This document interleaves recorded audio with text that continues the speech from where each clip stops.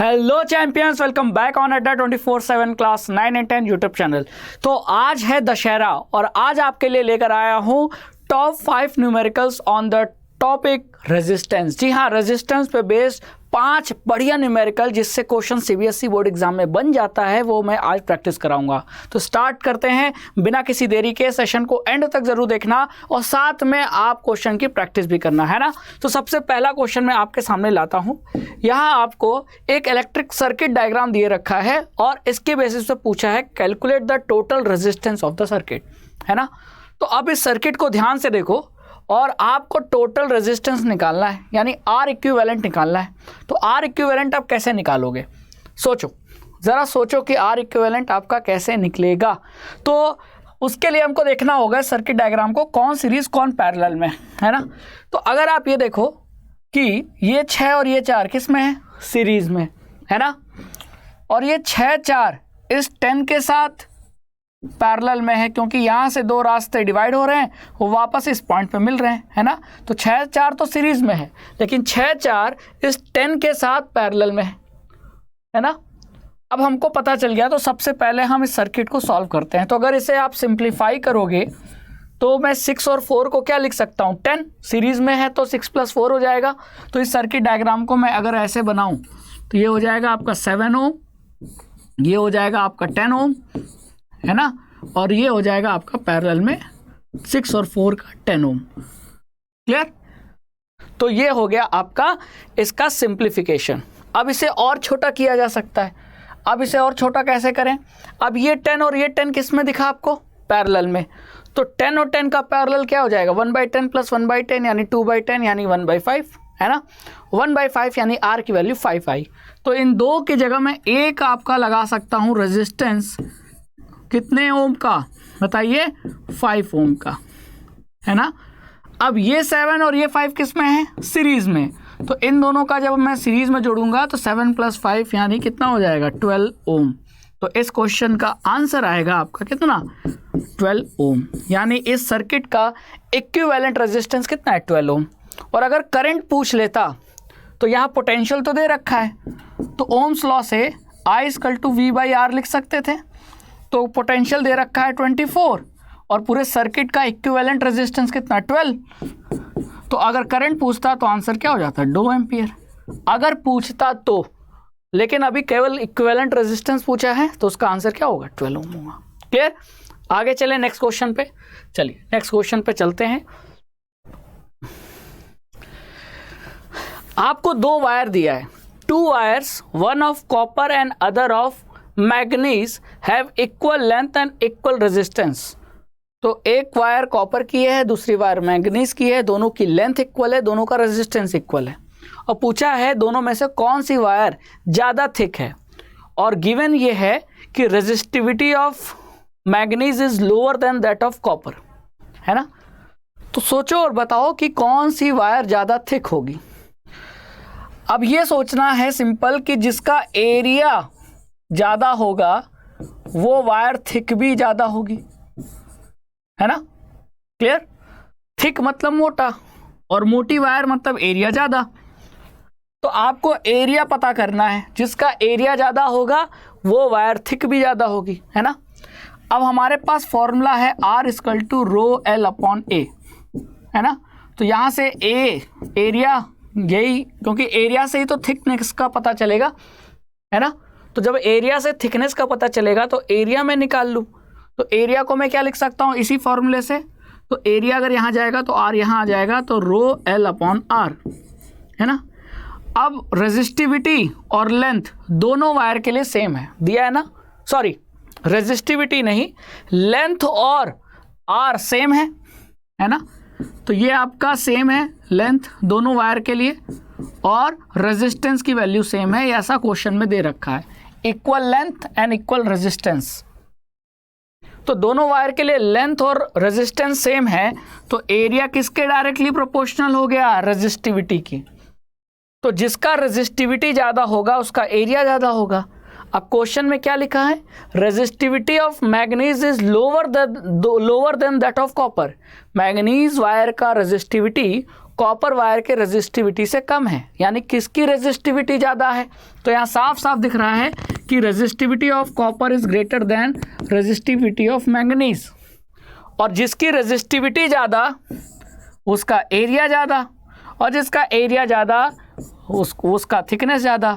तो क्योंकि कॉपर की रेजिस्टिविटी ज़्यादा है तो कॉपर का वायर का एरिया ज़्यादा होगा और कॉपर का वायर ज़्यादा थिक होगा। तो आंसर क्या है? Copper wire will be more thicker. ठीक है, will be more thicker. Copper की वायर ज़्यादा थिक होगी। क्यों? क्योंकि उसका एरिया ज़्यादा होगा। क्यों? क्योंकि एरिया डिपेंड कर रहा है रेजिस्टिविटी पर, और कॉपर की रेजिस्टिविटी ज़्यादा है, क्वेश्चन में दे रखा है। ऐसे क्वेश्चन भी आ जाते हैं। बढ़िया क्वेश्चन था ना?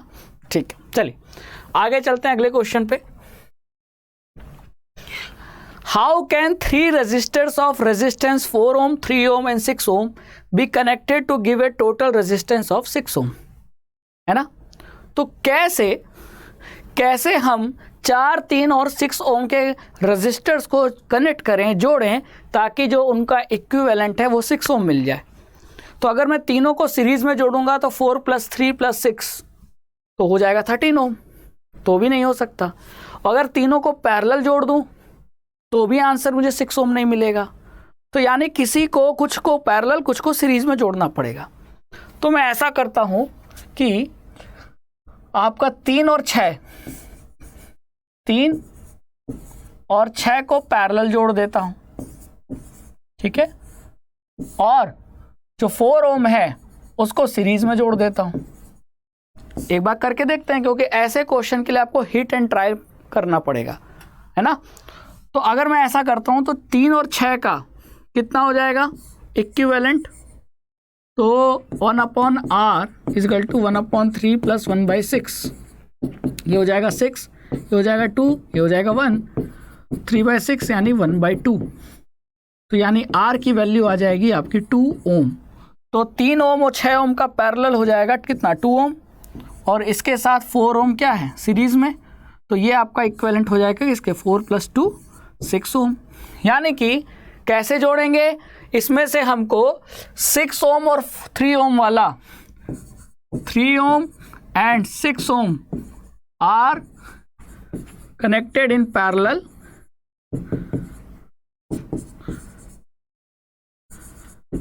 and these are connected in series